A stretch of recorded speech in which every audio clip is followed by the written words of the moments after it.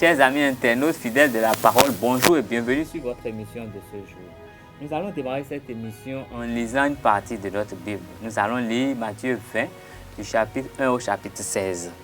Car le royaume des cieux est semblable à un maître de maison qui sortit dès le matin afin de louer des ouvriers dans sa vigne. Il convint avec eux d'un denier par jour et il les envoya à sa vigne. Il sortit à la 3e heure et il en vit d'autres qui étaient sur la place sans rien faire. Il leur dit: allez aussi à ma vigne et je vous donnerai ce qui sera raisonnable. Et ils allèrent. Il sortit de nouveau vers la 6e heure et vers la 9e et en fit de même. Il était sorti vers la 11e heure et il en trouva d'autres qui étaient sur la place et il leur dit: pourquoi vous tenez-vous ici toute la journée sans rien faire? Ils lui répondirent: c'est que personne ne nous a loués. Allez aussi à ma vigne, leur dit-il.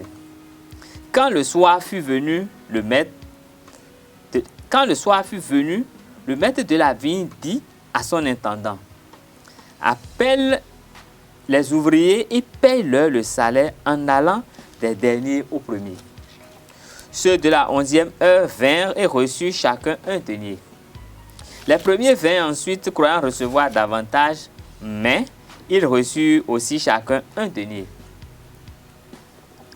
En le recevant, ils murmuraient contre le maître de la maison et dirent: ces derniers n'ont travaillé qu'une heure et tu les traites à l'égal de nous qui avons supporté la fatigue du jour et la chaleur.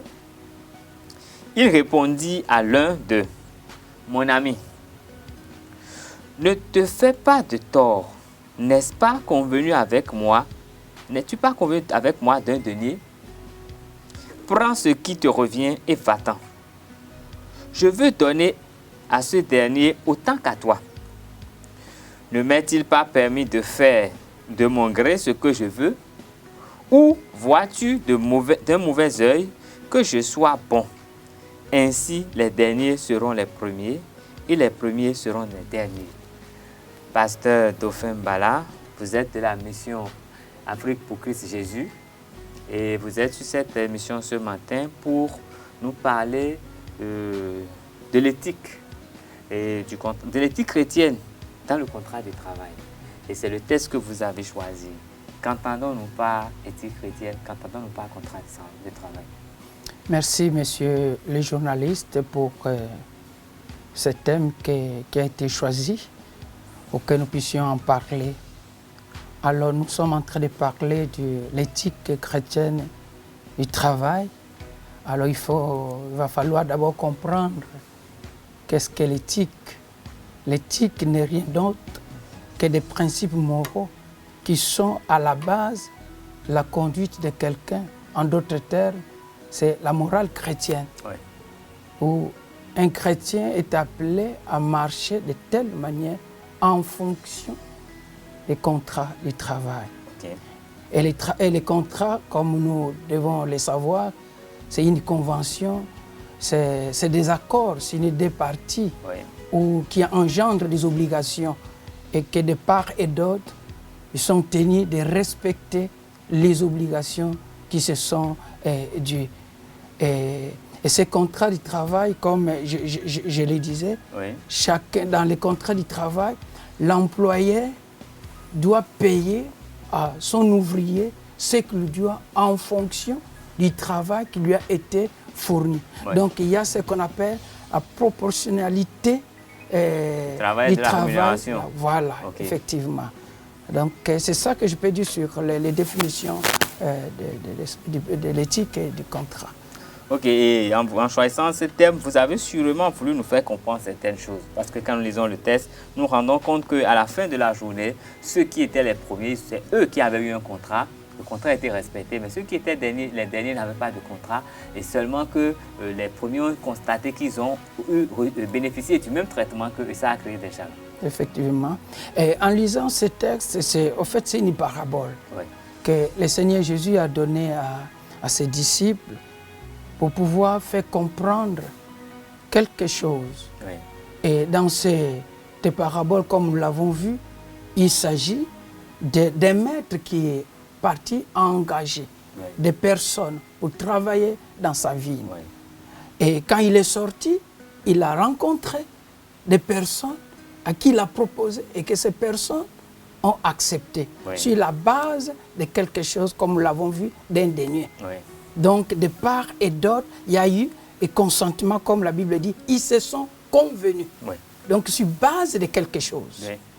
Alors, c'est pourquoi nous allons voir dans ces textes d'abord les ouvriers contractuels. Oui. Et puis, deuxièmement, nous allons voir les ouvriers non contractuels que nous pouvons appeler les bénévolats. Ok. Ouais. Comme ceux qui travaillent dans les églises, par Tout exemple. à fait, tout à fait. Et puis, il y a aussi l'attitude de l'employeur vis-à-vis des ouvriers non contractuels. Ok. Et puis, l'attitude des ouvriers contractuels vis-à-vis de l'employé et voire même des ouvriers non contractuels. Ok. Voilà. Ah, donc, les contractuels, comme je le disais, Oui. c'est sur base de quelque chose. Oui. Alors, ces derniers, ils ont travaillé comme toute personne. Et puis, à l'époque, quelqu'un qui travaille toute la journée, Oui. il avait un salaire qu'il fallait s'indemniser. Oui. Et donc, c'était un salaire raisonnable que quelqu'un recevait. Donc, ce n'était pas minime ou bien ce n'était pas un salaire aléatoire, mais sur base de quelque chose. Oui. Et puis, ils ont travaillé. Ah, l'employé, en sortant, il a vu les gens qui étaient là. Et les gens qui étaient là, qui ne faisaient rien, disent, ah, mais qu'est-ce que vous faites ici? Il dit, bon, nous sommes là, on fait rien. Venez travailler. Là, il n'y avait pas de contrat. Maintenant, si ce qui concerne les ouvriers contracteurs, le problème, c'est quoi? Le problème, c'est le contrat, comme nous l'avons dit. Nous devons respecter les accords dans les contrats du travail. Le maître, l'ouvrier fournit le travail qu'il faut à ce qui lui a été demandé. Si on te dit de travailler toute la journée, de 8h à 17h, vous devez respecter. Et quand vous respectez, vous avez votre salaire, vous devez être content de ce que vous avez reçu parce que c'est sur base de quelque chose. Oui, mais dans ce contexte, j'ai bien envie de poser une question. Oui. Est-ce que il n'est pas bon de payer les gens selon les qualifications de chacun? Tout à Parce fait. que je peux m'entendre avec quelqu'un qui a un doctorat pour lui payer, je ne sais pas, 100 000. Et maintenant, m'entendre avec quelqu'un qui a le bac et lui de payer 200 000. Comment ça peut se gérer dans une telle entreprise, par exemple? Oui, il y a des entreprises qui ne voient pas les qualifications des personnes. À quoi cela est dû? Cela est dû peut-être aux moyens financiers ou bien peut-être ces personnes sont coûteuses. On ne peut pas payer les qualifications tellement très exorbitantes. Alors, ils payent en fonction du travail fourni. Vous voyez ça? Alors, mais il n'y a pas d'échelon et tout, parce que dans la fonction publique, quand vous êtes engagé avec le BEPC, le jour que vous avez le bac, normalement, vous changez de catégorie. Tout à fait. Maintenant, dans le privé, c'est là où ça pose problème. C'est ça qui pose le problème dans le privé, parce que le privé a sa manière de fonctionner. Et le privé... Mais pendant ce temps, on a un secrétaire qui est à côté, à qui on paie un salaire qui n'a rien à voir avec tout le reste du personnel. Oui, mais c'est maintenant le problème dans notre contexte. Oui. Le problème, c'est ça que vous êtes entendu, c'est la base de quelqu'un. Vous êtes doctorat, vous êtes entendu de pouvoir percevoir peut-être 100 000 et quelqu'un qui est secrétaire, qui a BPC, ils se sont entendus percevoir peut-être 200 000, mais sur la base de quelque chose. Et puis, il y a le consentement. C'est ça, au fait, l'avantage du compte. Il y a le consentement. On ne vous force pas. Vous êtes doctorant ou bien vous êtes docteur et qu'on veut vous payer une somme qui n'est pas par rapport à votre qualification, vous êtes libre de ne pas s'engager. Et c'est là même dans les contrats, il y a les conditions des contrats. Oui. Le contrat est libre. On ne force pas. Et le contrat ne peut pas être attentoire. Donc, causer des préjudices à quelqu'un. Tout à fait. Voilà. Et il ne peut pas avoir des dons dans le contrat. Ou bien de pouvoir utiliser quelqu'un, ce qu'on appelle l'enrichissement sans cause. Oui. Ouais, ça. Donc, c'est pourquoi le consentement est à la base du contrat. On ne peut pas entrer comme ça pour que ça puisse pas. Il y a des contrats écrits et des contrats verbal aussi. Oui. Voilà. Alors, avec le contrat écrit, quand il y a problème, là, on peut toutefois aller à la justice pour pouvoir se justifier. Alors, ces derniers, ils se sont entendus. Mais ils ont commencé à murmurer. Mais pourquoi murmurer aussi longtemps? Il y a un contrat. Et là, je voudrais souligner, peut-être on n'est pas encore à la fin, mais je profite de souligner. Parce que beaucoup de gens nous sommes engagés, que ce soit en privé, que ce soit en fonction publique, et voient dans le travail de Dieu. Et il y a des contrats, même les pasteurs, il y a des contrats. Et que vous allez travailler dans cette église, vous allez travailler dans ce ministère, voilà ce que vous allez gagner. Voilà vos avantages. Vous n'êtes pas d'accord, vous êtes obligé peut-être, ou bien vous n'êtes pas forcé de le faire. Mais ce qui est constaté, c'est quoi? Nous n'avons pas toujours la capacité de fournir le travail, il y a des fois qui nous a été demandé. Et il y a des fois, on réclame un salaire au-delà de ce que nous avons fourni comme travail. Le travail commence à 8 h, finit à 17 h, mais on va au travail en retard.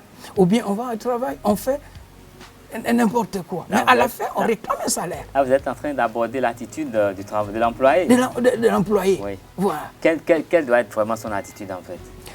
L'employé doit respecter, doit travailler. Il doit venir à l'heure. À l'heure. Il doit remplir faire son travail, toutes les tâches qui lui incombent et faire le travail qu'on lui a demandé. Si c'est par jour ou bien par mois, fournir ce travail pour mériter. Parce que la Bible dit... S'il finit son travail, il peut sortir avant l'heure? Non, parce qu'il y a l'heure aussi qui est prise en compte dans les contrats.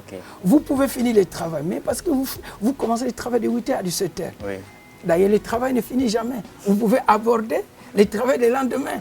Voilà. Si le travail finissait, donc nous allons fermer les bureaux. Donc le travail ne finit pas tous les jours. Il y a toujours des choses à faire. Donc ça. Et ils ont reçu ce qui les était convenu. Et il n'y avait pas de problème. Et là, nous voyons l'honnêteté de l'employeur. Et nous voyons aussi les ouvriers qui ont accepté, malgré ce qui a été décidé. Alors, il y a maintenant les ouvriers non contractuels. Mais avant les ouvriers, il y a quelque chose que j'ai noté rapidement dans la Bible. Quand je lis le Deutéronome 24 au verset 15, il est dit, tu lui donneras le salaire de sa journée avant le coucher du soleil. Tout à fait. Car il est pauvre et il lui tarde de le recevoir. Voilà. Effectivement, c'est encourageant. Si même nous lisons ça aussi dans Lévitique 19, 13. Oui. Lévitique 19, 13. Bon. Lévitique 19, 13. En fait, il parle de la même manière. Et cet employé a respecté la parole de Dieu pour pouvoir donner à la veille. Vous voyez ça? Ils ont fini le travail et on les a payés ce qu'ils doivent. Parce que payer le lendemain, ça devient comme vous n'avez pas respecté les contrats. Et là, c'est une bonne chose, un encouragement. Aujourd'hui, nous le voyons aussi. Il fallait percevoir votre salaire aujourd'hui. On va vous dire, non, revenez demain, ou bien dans une semaine, peut-être dans un mois. Et ça, c'est un problème. Vous savez, comme l'a dit, les contrats, c'est un état aussi d'esprit. Vous voyez ça? Parce que quand la personne sait que c'est aujourd'hui qu'il reçoit son argent, alors, et que vous le dites dans une semaine, parce que c'est déjà programmé, bien qu'il aura le même montant, mais ça dérange quand même, si son programme. Voilà. Oui, je crois que Lévitique nous dit, tu ne commettras point d'iniquité dans tes jugements, tu n'auras point égard à la personne du pauvre, et tu ne favoriseras point la personne du grand, mais tu jugeras ton prochain selon la justice. Selon la justice. Oui. Effectivement, l'employé a fait selon la justice. Oui. Qu'est-ce qui est juste? C'est lui donner ce qu'il lui doit. Ce qui est convenu. Ce qui est convenu. Oui. Indénié. C'est ça qu'il a fait. Oui. Vous voyez? Il n'a pas été en dehors de la loi. Il n'a pas été en dehors de la parole de Dieu. Il a respecté. Il n'a pas voulu que ce soit qu'on ramène le salaire comme d'autres entreprises. Vous attendez et puis après 1 mois, 2 mois et puis ça devient des arriérés et ça cause problème. Vous voyez ça? Alors, donc l'employé a été vraiment à la hauteur. Et oui, mais ailleurs on nous dit, c'est dans Luc 10 au verset 7, on dit, demeurez dans cette maison-là, mangeant et buvant ce qui vous sera donné, car l'ouvrier mérite son salaire. Et ça veut dire quoi? Qu'est-ce que l'ouvrier doit faire pour être sûr qu'il mérite son salaire? L'ouvrier mérite son salaire, c'est-à-dire la personne qui est engagée à travailler pour un travail donné doit faire ce travail en bonne et due forme. Se comporter, comme on dit en droit, comme un père de famille. Faire ce travail comme il se doit. Et quand on fait ce travail comme il se doit, l'employé est appelé aussi à payer conformément au travail qui a été fourni. Parce que la sueur, comme la Bible dit, que ce n'est pas ta sueur que tu mangeras. C'était une promesse que le Seigneur nous a donnée. Alors quelqu'un qui a travaillé, qui s'est donné, qui a fait sortir son énergie, et qu'à la fin, qui se retrouve mais réduit, il y a de quoi se poser des questions. Est-ce que l'employeur a compris quelque chose dans la parole de Dieu? Et là, quand nous parlons, que ce soit les chrétiens, que ce soit pour les païens, parce que tous, nous travaillons pour le Seigneur. Même le travail séculier, c'est pour le Seigneur. Ouais. Et donc, c'est ça. Mais vous vouliez aborder en fait, ce qui concerne le bénévolat. Les bénévolats. Oui. Et effectivement, les bénévolats, c'est un autre volet. Et ici, nous voyons ces derniers, eux, ils n'étaient pas engagés en fonction d'un contrat. Ils ne sont pas convenus. Les maîtres les ont envoyés parce qu'ils étaient... Et c'était même à la dernière, parce qu'on est à la 11e heure. Donc, 17h, vers 17h, fin de la journée. Il ne restait qu'une journée pour que la journée de travail finisse. Et ils étaient engagés. Et ils sont venus parce que, comment dirais-je, le maître a vu que c'est comme il y avait un besoin. Et la générosité du maître a poussé qu'ils puissent le prendre. Et ils ont travaillé. Et il les a donné quelque chose, sur base de quelque chose. Et puis c'est là aussi, parce qu'aujourd'hui, nous constatons, il y a des gens qui travaillent, qui ont fourni un travail. Dès que le Seigneur te bénisse, c'est bon, le Seigneur va le bénir, il sera béni. Mais en fonction de ce qu'il a fourni comme travail, ne pouvons pas lui donner quelque chose. Et beaucoup, nous avons des compétences dans l'Église. Nous avons des frères et sœurs qui ont été formés pour tel domaine et qui travaillent dans les églises et qui se donnent corps, âme et qui viennent travailler. Et c'est son gagne-pain. Mais on dit seulement que le Seigneur te bénisse.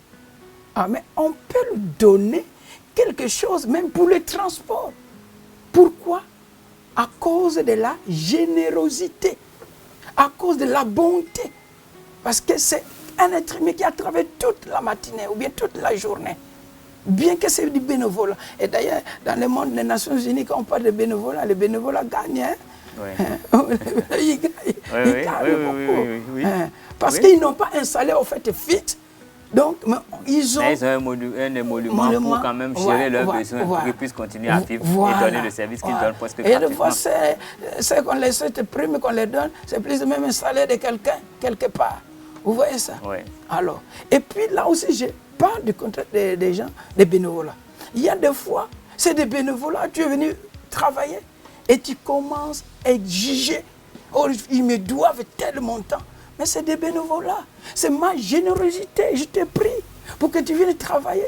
Mais après, cette personne te crée un problème dans ta vie. Parce que vous l'avez engagé bénévolement. Elle dit que non. Et il y a des fois, il dit que non, moi je n'ai pas besoin de salaire. Je vais juste travailler pour le Seigneur. Je vais travailler dans votre entreprise. Vous voyez ça? Et puis après, il commence à exiger. C'est la même chose pour les gens qui font les stages. Vous voyez ça?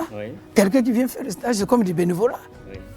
Alors, mais malgré c'est le stage, est-ce qu'on peut lui donner les transports? Le stage est quand même encadré par certains tests. Et puis, généralement, je crois que les entreprises, quand les stagiaires viennent, c'est préciser les conditions avant que ça vienne. Tout à fait. Oui, mais malgré les conditions sont précisées. Malgré c'est des bénévolats, c'est la personne qui est venue chercher à apprendre. Mais dans chercher à apprendre, il va apporter quelque chose à la société.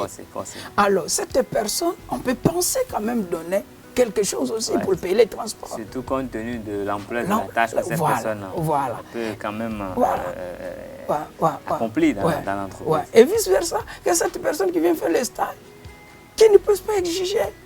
Elle dit non, moi j'ai fait le stage, j'ai fait beaucoup de choses, il me faut cela. Non, c'est sur base de quelque chose comme les ouvriers. Alors, ce qui est intéressant, le point que nous devons toucher, c'est l'attitude l'attitude des ouvriers. Ouais, ça, le murmure. Le murmure. Ouais. Les ouvriers ont murmuré. Pourquoi? Et ils pensaient gagner plus que les bénévolats. Oui, mais ils savaient qu'ils devaient prendre un délire. Ouais. Donc, ils ont estimé que ceux qui étaient arrivés à 1 heure de la fin ne pouvaient pas avoir la même chose. Même chose. Donc, ayant vu que le patron, sinon le responsable, le maître de la famille a été généreux envers ceux-là, ils ont estimé que de droit, ils devaient être généreux envers eux aussi. Mais bon, la générosité n'est pas un droit, c'est une faveur. Et donc, bon, c'est peut-être là où ça cloche un peu. Mais je pense que le maître des lieux de la vie aussi pouvait faire autrement. Étant donné qu'il s'est montré généreux avec ceux qui sont arrivés au dernier moment, il aurait pu ajouter quelque chose pour signifier une petite différence aux autres. Parce que dans notre monde, on se dit, bon, la justice veut que celui qui travaille plus gagne plus. Bon, bref, celui qui fournit plus d'efforts gagne. Donc c'est peut-être fort de cela qu'ils ont parlé, mais il les a quand même ramenés à leur place et il leur conviendra la prochaine fois qu'ils seront appelés au service de ce maître de savoir conclure le contrat simplement. Donc c'est ce que moi je pourrais dire si je me trompe. Oui, oui, c'est bon. C'est pourquoi nous sommes en train de parler de l'éthique. L'éthique chrétienne dans les contrats. Oui. Vous voyez ça? Oui. Au-delà du contrat, il y a la bonté du maître qui est soulignée ici. Oui. Donc, c'est vrai que le salaire d'un employé n'est pas un don. Aucunement. Il a mérité, Oui. on le donne. Oui. Vous voyez ça? Oui. Mais l'argent porté au crédit d'une personne n'a rien à voir avec le travail. C'est un don. Ça, on l'a donné. Vous voyez ça? Oui. Et là, maintenant, c'est la grâce. Et c'est ça que nous voyons dans la vie courante. Quelqu'un qui est là, on est né ensemble, on fait le même travail. Mais Dieu a fait grâce à l'autre de pouvoir émerger, de pouvoir avoir un travail plus que l'autre et qui gagne beaucoup. Elle dit, mais comment? On a étudié ensemble. D'ailleurs, à l'école, il n'était pas intelligent. C'est moi qui lui montrais des choses. Comment lui, il peut avoir un travail plus que moi, il peut avoir un salaire plus que moi? C'est la grâce de Dieu. C'est ça que le maître a dit. Est-ce que je ne suis pas permis de faire ce que je veux? Oui, mais je suis d'accord, mais quand on lit la Bible dans Romains 6, au verset 23, on dit, car le salaire du péché, c'est la mort. Mais le don gratuit de Dieu, c'est la vie éternelle en Jésus-Christ, notre Seigneur. Ça veut dire que ici c'est proportionnel. Le salaire est forcément proportionnel à ce qui a été fait. Mais dans l'autre cas, c'est la générosité qui a joué. Est-ce qu'on peut en conclure que la générosité peut prévaloir aussi, même en cas de péché? La générosité en cas de péché n'existe pas. Et vous avez bien dit, le salaire du péché, c'est la mort. C'est ça, les contrats. Et le don gratuit de Dieu, c'est la vie éternelle. En Jésus-Christ. En d'autres termes, même la personne qui a commis le péché, qui est réservée à mourir, il peut bénéficier de la grâce de Dieu. Il peut bénéficier de la grâce de Dieu si il s'ouvre à Dieu. D'accord. Vous voyez ça? D'accord. Je crois que vous avez bien dépeint ce problème. Nous en avons parlé. C'est vrai que nous n'avons eu que 26 minutes, mais je crois que nous avons vraiment fait le contour de l'éthique. Si vous avez un mot pour conclure, nous allons conclure parce que c'est déjà la fin de l'heure. Oui, le dernier mot, c'est de pouvoir tirer l'attention de tout un chacun de nous, de pouvoir éviter la jalousie. Le murmure, quand notre frère, notre soeur ou bien nos bien-aimés sont bénis, bien que nous travaillons ensemble, bien que nous travaillons dans une même église, dans une même entreprise, mais quelqu'un peut être appelé à une haute fonction, bien que nous sommes ensemble, ou bien il peut avoir plus que nous, parce qu'il a bénéficié de la grâce. Et donc, comme les gens du monde disent que chacun a son tour chez le coiffeur. Et donc, contentons-nous d'abord de ce que nous avons. Et le reste, le Seigneur va nous donner. Évitons les murmures, c'est pas bon. Pasteur Dauphin Mbala, vous êtes de la mission Afrique pour Christ ici au Bénin. Et je vous dis merci. Merci pour nous avoir entretenu sur le thème l'éthique chrétienne et le contrat de travail. Je crois que nous avons fait le tour de la question. Nous avons étudié un peu l'attitude qui doit être celui de l'employeur, l'attitude de l'employé, l'attitude de bénévole et maintenant comment se comporter quand éventuellement on pourrait penser qu'il y a problème. Je crois qu'au-delà de tout, c'est l'Esprit Saint qui nous guide. Et quand il y a problème, avant de réagir, il faudrait s'en remettre à Dieu. Il faudrait demander la lumière de l'Esprit Saint qui va nous conduire à avoir la conduite, sinon la réaction qu'il faut pour ne pas que nous soyons ceux-là qui apportent le trouble. Que le scandale ne vienne pas de nous. Parce que c'est dit dans la Bible qu'il faut que le scandale vienne, mais malheur à celui par qui le scandale vienne. Sur ce, nous allons mettre fin à cette émission. Je vais vous remercier pour avoir été là. Vous êtes bénis et que le scandale ne vienne jamais de vous. Amen. Que l'Esprit Saint vous guide. Amen. Merci. Merci beaucoup. Merci. Bonne journée à vous. Merci.